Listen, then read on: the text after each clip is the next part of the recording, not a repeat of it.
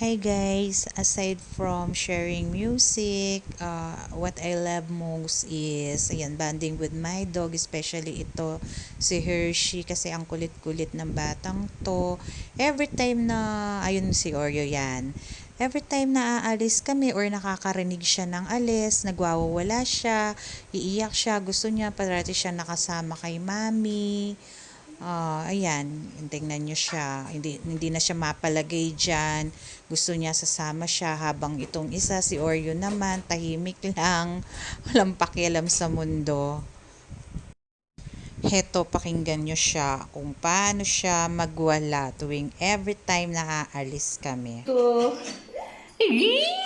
Kawawa, bebe, hindi sasama. Aalis kami ni Oreo.